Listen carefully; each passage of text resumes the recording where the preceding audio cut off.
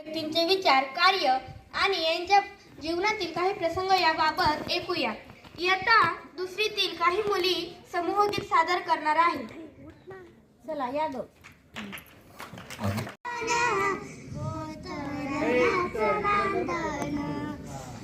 भीमाच्या संसारी सखीपूर चांदन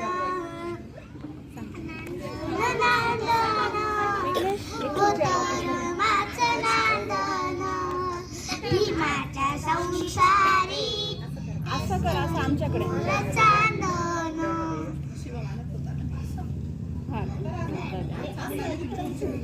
कळत नाही कष्ट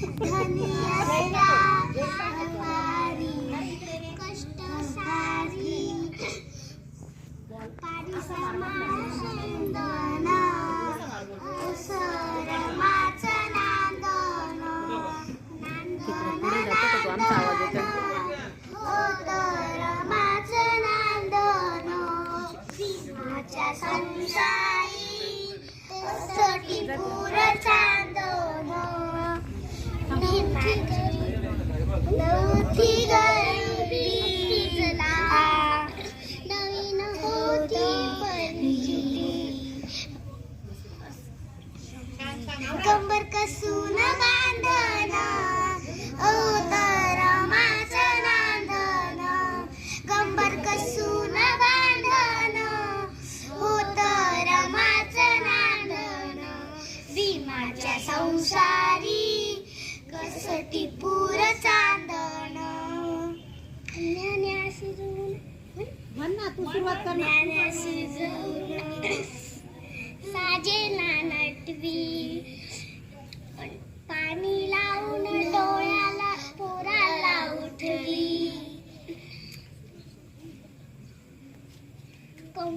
कोंबड मांड्याचं रांगण होत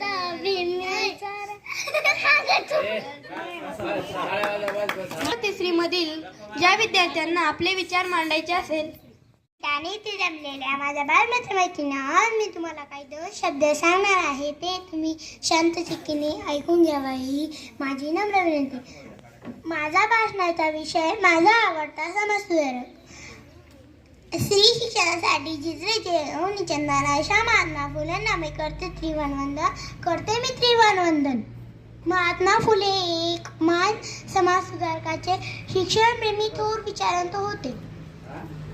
त्यांचा जन्म 11 एप्रिल 1827 रोजी झाला. त्यांचे पूर्ण नाव ज्योतिराव गोविंदराव फुले होते. त्यांच्या आईचे नाव चिनबाई होते तर त्यांच्या वडिलांचे नाव गोविंदराव होते. महात्मा फुले यांचा विवाह वयाच्या 13व्या वर्षी सावित्रीबाई फुले यांच्याशी झाला. महात्मा फुले यांनी पुण्याच्या बीडीवाड्यात मुलींची पहिली शाळा काढली. जनतेने मुंबईतील सभेत 1888 मध्ये यांना महात्मा ही उपाधी दिली. अशा या महात्मा समाजसुधारकाचे 28 नोव्हेंबर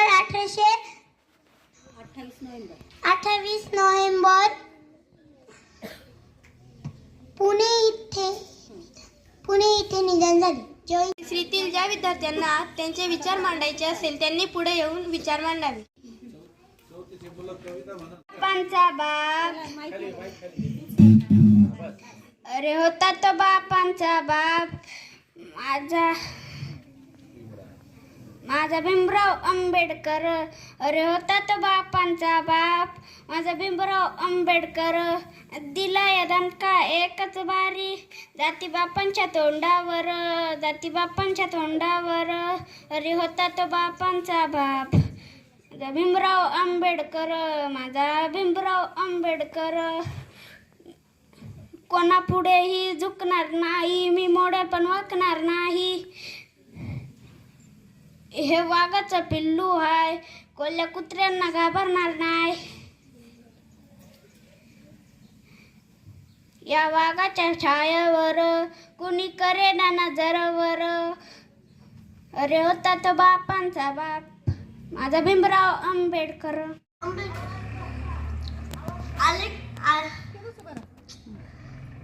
आले आले किती गेले किती उडून गेला भरारा. आले किती गेले किती उडून गेला भरारा. संपला नाही आणि संपणारी नाही माझ्या भीमरावचा दरारा. संपणार नाही माझ्या भीमरावचा दरारा. सन्माननीय व्यासपीठ वंदनीय गुरुजन वर्ग व येथे जमलेल्या माझ्या बालमित्रांनो तुम्हाला माझा नमस्कार. सर्वप्रथम मानव डॉक्टर बाबासाहेब आंबेडकर यांची पुण्यतिथी.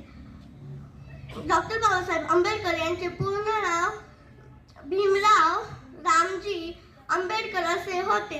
त्यांचा जन्म 14 एप्रिल 1891 मध्ये मध्य प्रदेशात झाला. जय हिंद जय महाराष्ट्र. नाव भीमराव होते. त्यांचे वडील रामजी व्यावसायिक व शिक्षणाविषयी आस्था असणारे होते. म्हणून डॉक्टर बाबासाहेबांना शिक्षण घेण्यास त्यांनी प्रोत्साहन दिले. डॉक्टर बाबासाहेब हे